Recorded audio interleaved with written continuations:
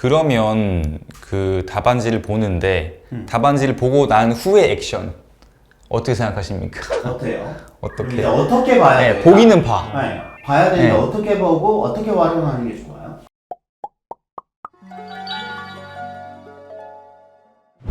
안녕하세요. 안녕하세요. 배지동 캐슬입니다. 안녕하세요. 네. 오늘은요, 제가 최근에 학부모님 상담에서 들었던 해설지 문제에 대한 이야기를 하려고 합니다. 수학 해설지. 어떤 분은 약간 절대 보면 안 되는 거라고 생각을 금기시하는. 그렇죠. 네. 어떠세요? 해설지에 대한 의견 먼저 나누도록 하겠습니다.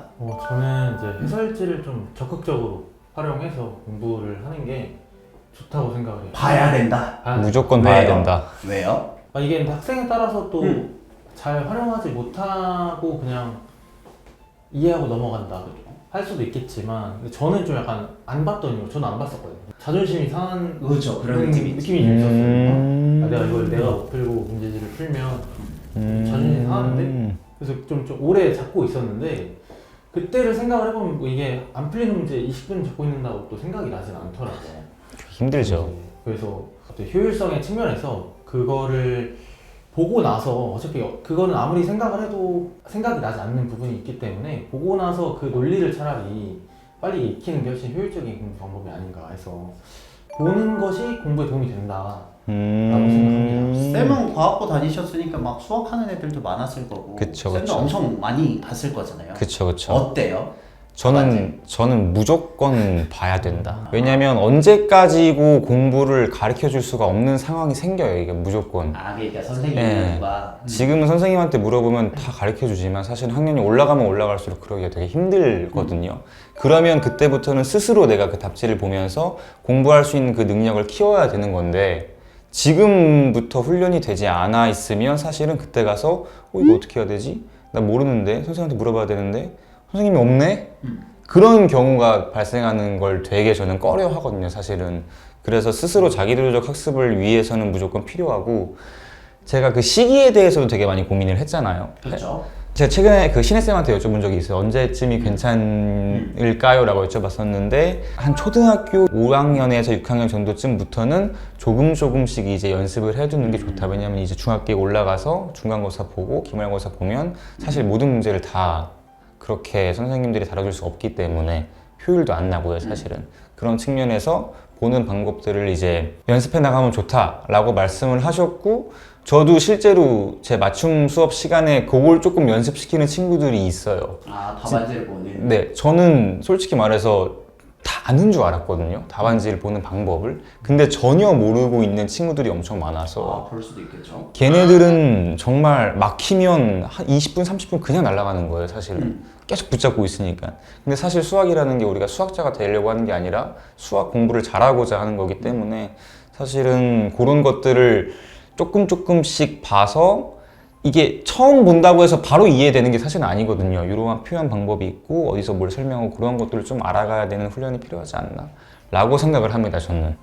저도 한마디 하면 저는 기점이 있는 것 같아요. 고등학교를 시작하면 너희들은 답안지를 피할 수 없다 라고 얘기를 하고 A급 수학이나 블랙 라벨의 제일 어려운 스텝 있잖아요. 그 정도 되면 실은 고등이나 거의 마찬가지이기 때문에 그 정도 되면 이제 더 이상 자력으로 아무리 고민해도 답이 안 나오는 문제가 존재하기 때문에 그때는 이제 답안지를 피할 수 없는데 답안지를 효과적으로 보는 방법이 너희들에게 연습이 필요해 라는 얘기를 저는 최근에도 했던 것 같아요. 그래서 저희 세대 연료는 피할 수는 없다. 오케이. 그거는 확정인 네. 것 같아요. 그러면 그 답안지를 보는데 답안지를 보고 난 후의 액션 어떻게 생각하십니까? 어때요? 어떻게? 이제 어떻게 봐야 네, 돼요? 보기는 봐. 네, 봐야 되는데 네. 어떻게 보고 어떻게 활용하는 게 좋아요? 그러니까 이제 제가 수업을 하면서 느낀 게 보통 학원을 다니는 친구들은 모르는 문제가 있으면 선생님한테 질문을 하잖아요. 네, 그렇죠. 선생님 입장에서 학생을 가르칠 때는 그 문제를 질문을 했으니까 처음부터 끝까지 다 어떻게 푸는지를 설명을 하잖아요. 그 문제는 학생도 푼 문제잖아요. 근데 이게 진짜 중요한 문제가 뭐냐면 학생이 자기가 뭘 모르는지를 몰라요. 맞아. 왜 틀렸는지를 모르니까 선생님이 이걸 처음부터 끝까지 다시 설명을 했을 때 그냥 이해되고 마는데 본인 이 문제를 왜 틀렸는지는 그러니까 제가 설명을 해줘도 해결이 안 되는 게 있더라고요. 전 그게 이제 와 되게 신기하다라는 생각이 있어서 지금은 이제 질문을 하면 너 이거 왜 모르는 거야? 계속 물어보거든요. 여기까지는 했어?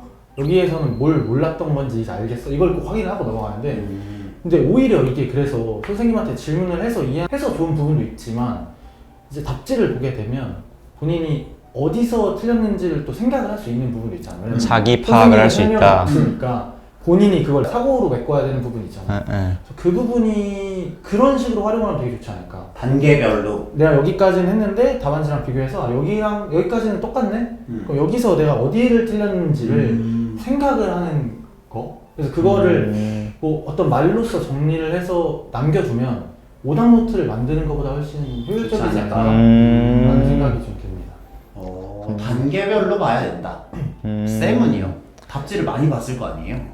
저는 어렸을 때부터 답지를 많이 봐서 어느 정도 훈련이 답지 되어 봤어? 있는 상태였어요. 네. 그래서 실제로 정석도 답지를 계속 보면서 이런 유형을 많이 익혔고 애초에 제가 수학을 가르치는 그 방향 자체가 사고력으로 저는 수학을 물론 풀지만 정말 어려운 킬러 문제들을 사고력만으로 푼다고 생각을 절대 안 하기 때문에 기존의 데이터베이스와 경험이 무조건 쌓여야 된다고 생각하기 때문에 그런 걸 더 많이 강조하는 편이고요. 저는 그래서 아까 맞춤 얘기할 때 어떻게 연습시키냐면 아예 한 번도 안 봤으니까 보는 거 모른단 말이에요. 아예. 그래서 답지를 보게 시켜요. 그 다음 그 답지에 있는 내용을 저는 포스트잇에 일단 그대로 쓰게 합니다. 해설지 그대로 쓰게 해요? 네, 왜냐하면 애들이 그걸 넘겨요. 자기들이 안다고 생각하고 그거를 쓰게 하면서 이렇게 풀었구나. 그럼 이해되니? 이해 안 되는 거 있으면 물어보고 여기선 이런 것들을 이야기하고 있는 거야 라고 이해를 시킨 다음에 그거를 답지를 덮고 포스트잇도 떼고 다시 자기가 그걸 스스로 풀어보는 거예요. 바로 그걸 시켜요. 그랬을 때 다시 안 풀리면 다시 그걸 계속 반복하는 거예요. 그러면서 내가 지금 놓치고 있는 게 뭔지, 뭘 지금 내가 이상하게 하고 있는 건지, 계산 실수를 했는지 그 과정들을 사실 많이 해보면서 찾아봐야 된다고 저는 생각하기 때문에 그렇게 해서 계속 좀 지루하지만 어쩔 수 없는 방법이라고 생각을 하고 지도를 하고 있습니다. 저는 개인적으로 답지를 볼 때 가장 제가 중요하게 생각하는 팁은 모르는 문제를 답지를 보고 따라 써도 공부가 된다라는 인식을 갖는 거라고 생각해요. 맞아요. 같은 맥락인데 어머니들은 예를 들면 답지를 보고 문제를 풀면 진짜 푼 게 아니라고 생각하거든요. 근데 그게 맞을 때가 있어요. 그거는 얘가 한 반 정도 알고 반 정도 모르면 그 반을 자기 힘으로 넘을 걸 답지의 힘을 벌여서 빨리 가면 그거는 그 말이 맞는데 내가 이게 길이 아예 안 보여.